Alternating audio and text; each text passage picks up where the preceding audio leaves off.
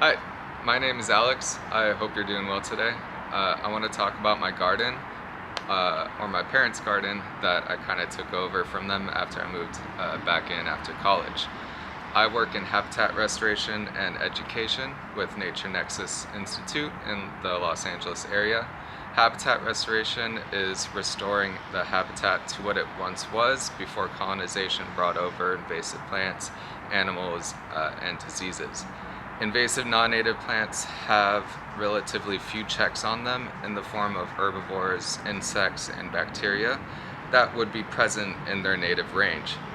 Compared to the native plants that have evolved for thousands or millions of years, the invasive plants outcompete native plants and transform our local environments to invasive monocultures. This is made worse by humans' thirst to pave over every remaining intact ecosystem and put a parking lot on top of it. I'm trying to do my part in replacing the many non-native, non-invasive plants that my parents planted in the garden before they really knew about the importance of native plants. In the video, I'll put the common name of the plant on the screen, and then the scientific name, and then the family of the plant on the bottom. I'll also include the range map from iNaturalist, which will include the native range and invasive ranges of the plant. I'll try to make videos to give a deeper dive into each plant at a later time. Maybe shorts or something. Anyways, I recorded this in January after I broke my elbow skateboarding, and I had a lot of time to do nothing. I procrastinated, and it's now April, and my garden has changed a lot.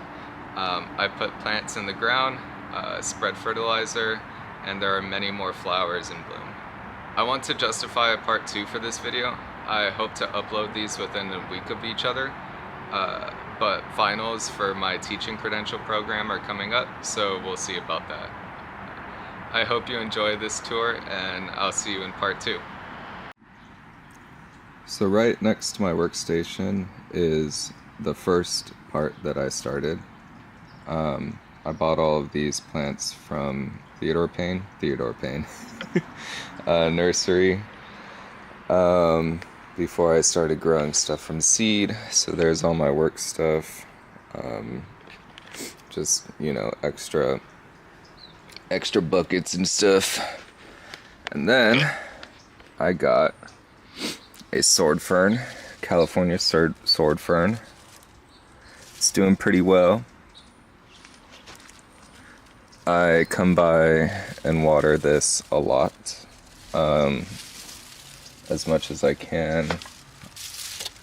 I really love this plant. When I lived in Santa Cruz, I saw this everywhere, and it's excellent fern. Next is sacred white sage. So a beautiful mint family plant. So the indigenous people use this plant for sacred ceremonial purposes. It also can help with sickness, much like other mints like mint or peppermint and whatnot. This one was from my grandpa. He had a couple plants. He had a lot of plants, actually, and this was one of the only native plants that he had, and it came in like a 5-gallon pot and was probably about half this size, and it could use some more sun. This spot barely gets any sun, but I think it's looking pretty good right now. Yeah.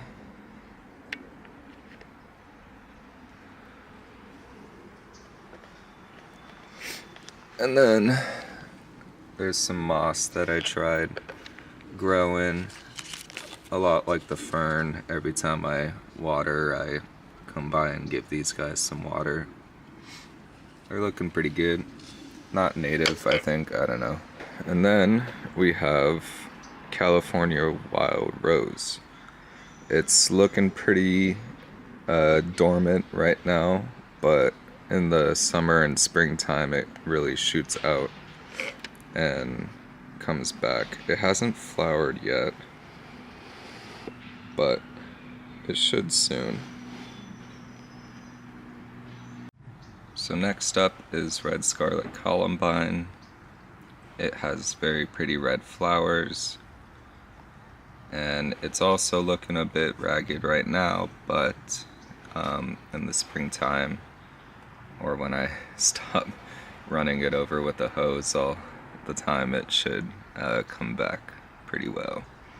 Hopefully it flowers soon, much like the rose or the white sage has not flowered yet, but it should be soon. Next to it, got the sticky monkey flower, a very pretty flower, and one that is all across California. Has very cool leaves and is sticky when you touch. A little bit. Not much right now. It might just be the... Oh no, it's sticky. Next is a prickly pear. I have this one in a very cool quail pot that I got from Tree of Life Nursery. Mostly just got some rocks in there and whatnot. It's looking a little bad right here, but it should be looking better soon. And above that are yarrow and strawberries. These strawberries I don't think are native. They're probably grown from a store-bought like strawberry that I put in soil and it just randomly popped up one day. But they're all doing good. They look better, much better on this side. You got some grass in here too. I think that's from one of the seeds. Yeah, I kind of love this pot. Just a lot of yarrow and strawberry. Next to that is Big Berry Manzanita. It is either dormant right now or dead. I don't know which one. It hasn't had a leaf in a couple months. There's some sprouts everywhere in the soil because my soil mix has a bunch of seeds in it, native and non-native, just from the trees back here or from the seed mixes that I tried to start. And behind that, some beautiful grass and a Trader Joe's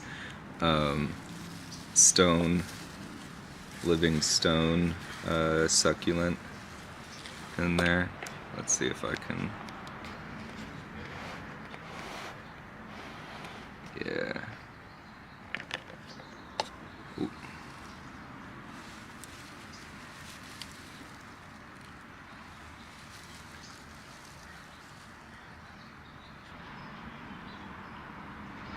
There are two canyon live oaks.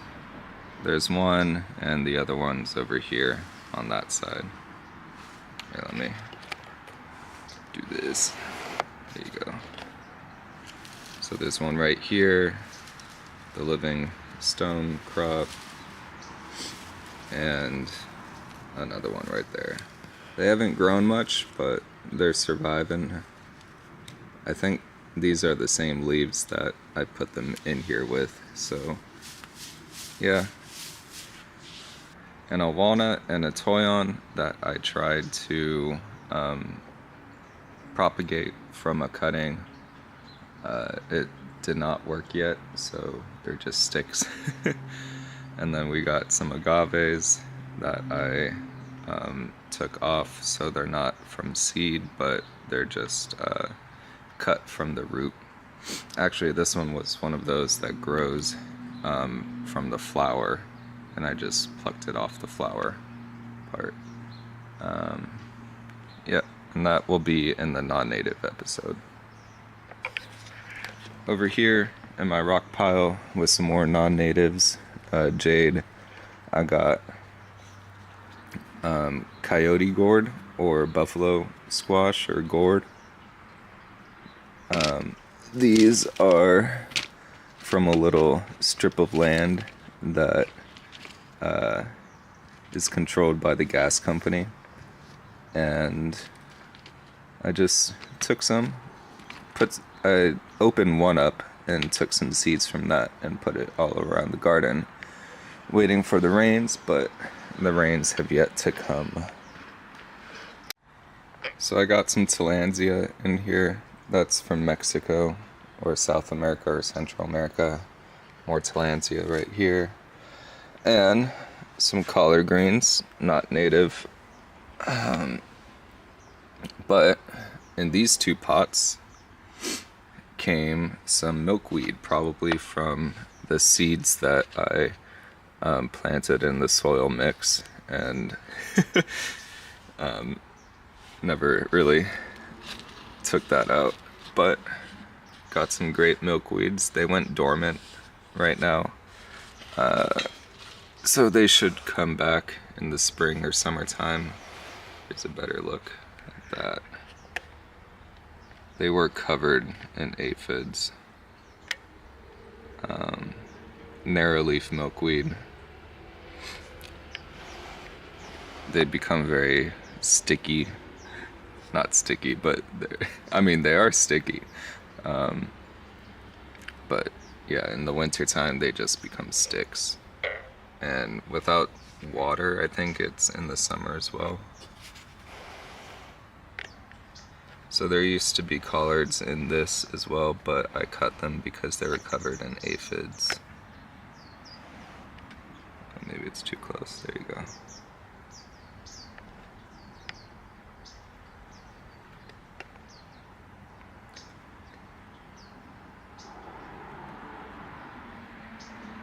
So once again, these are dormant right now.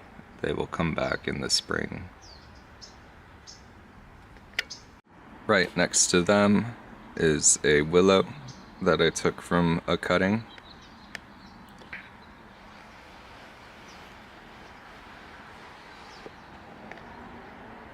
This is from the Ballona wetlands. I was doing habitat restoration there, and they were cutting down willows to make room for a service road. And it's doing well. I got another one in the pond area, which I'll show you later.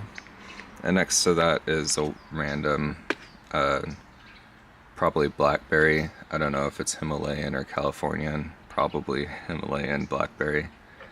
And a dandelion or something. More pots. Back there is manzanita cuttings. They have not really rooted, I think, if you just pull it out. Yeah. No roots at all. Probably completely dead. But I'll just leave them in there. I don't have anything else that I want to put in. And then also another cutting is my pitcher sage, fragrant pitcher sage. I'll show you the mother plant soon. That's what these sticks are. That's a Coast live oak cutting as well. Same thing over here. Those are probably Gilias or yarrow. Those are more seeds that just got mixed into the soil. And some strawberries. These are the wild, or not wild, the store-bought strawberries. Same thing as the pot that I showed you earlier.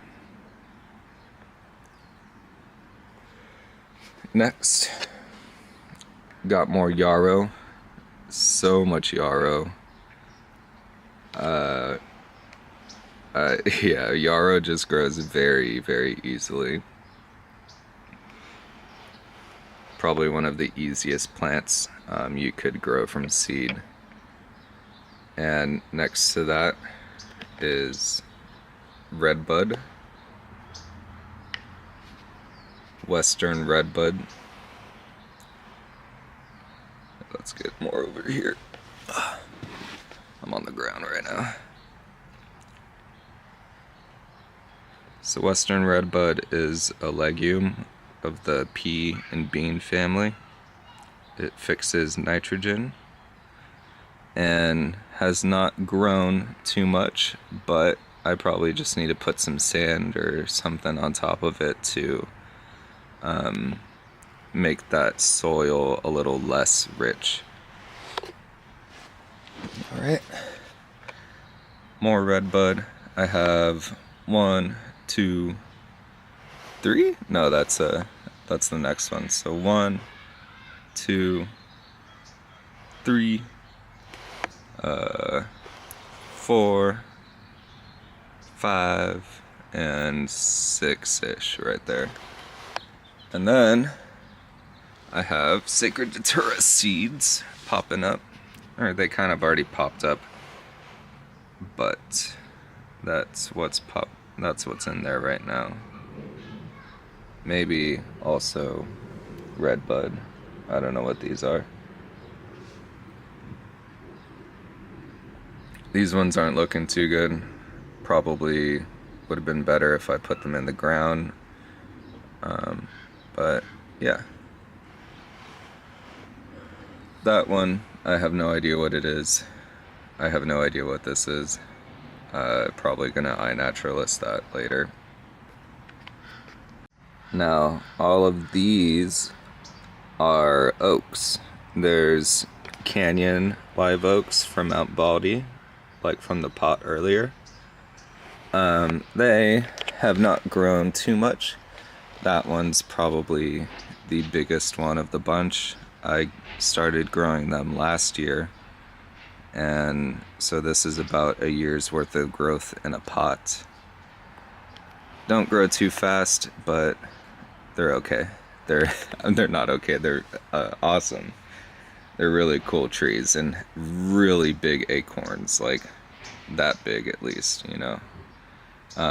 The Coast Live Oaks acorns are much slimmer and probably about that size.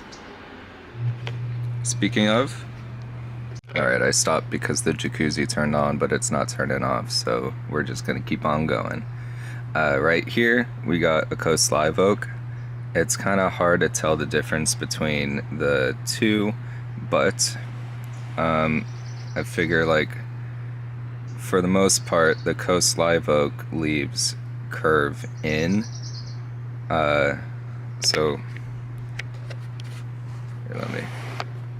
So the Coast Live Oak leaves curve inwards. So if your hand was like that, it would be like this.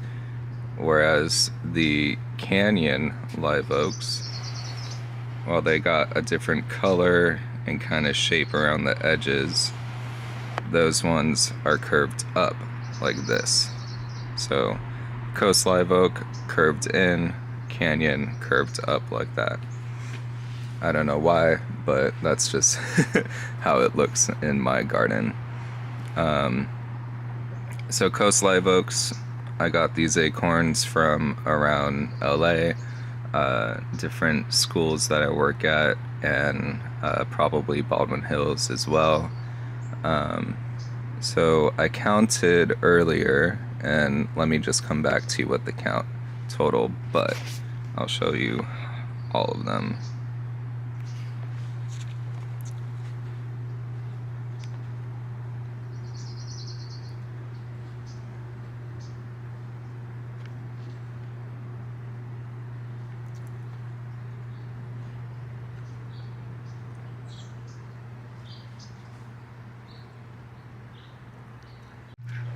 So that is 6 Canyon live oaks right here, and 23 Coast live oaks. A lot of these are in the same pot.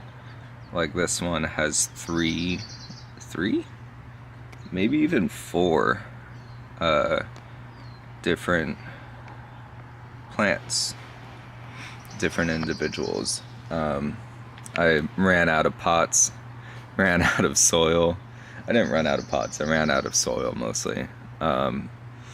So I just started putting a bunch in the same pot, and I'll pot them out once I get more soil.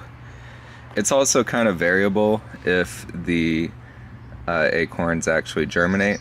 Like that one has 4 individuals, that one has two, two, one, right here, 0 in this one. Although maybe soon it will pop up. But at the current moment, there's nothing. And these ones also have some different seeds that got in the mix. Like over there is a Gilia, I think. Another Gilia right there. Maybe a Yarrow over there. And some of these pots that were for oaks just completely get taken over by Yarrow. Like this one right here. This is just all Yarrow. I don't even know if an oak germinated in there or not. So yeah, right next to it, more Yarrow. But I have salt bush or quail bush. This plant you can find all across the sage scrub community, coastal sage scrub community. Very fire resistant, waxy leaves, and also takes the salt from the soil or the water. You can find these at the wetlands too, and pushes it out through the leaves and tastes a lot like salt if you eat it or just taste the leaf. Got another one right there. These were growing in the manzanita bush. Grew these by seed.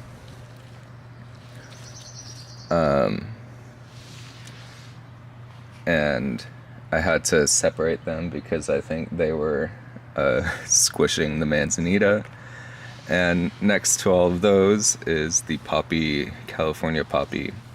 I don't know how many are in here or how even they got in here. I need to take this out. Oh god. What is this?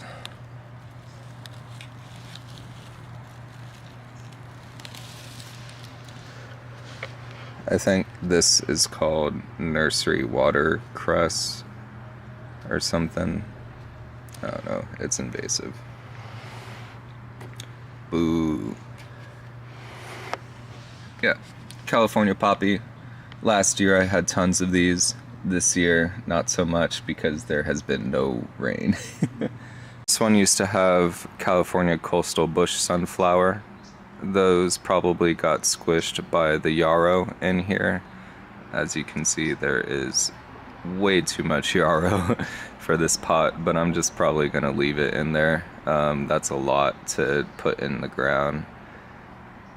There's also some grasses, some of the Chinese elm seeds back there that keep growing, but I don't think they'd survive in there because the yarrow just takes over way too much.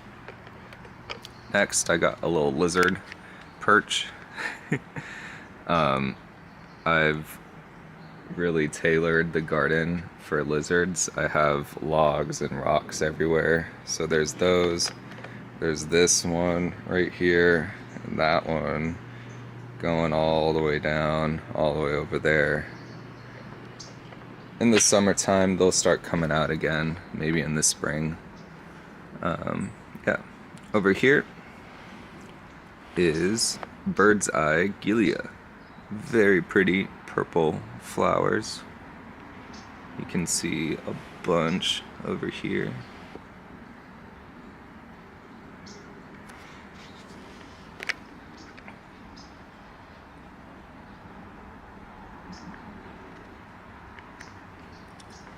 This is another escapee. That pot was probably used for an oak that didn't germinate.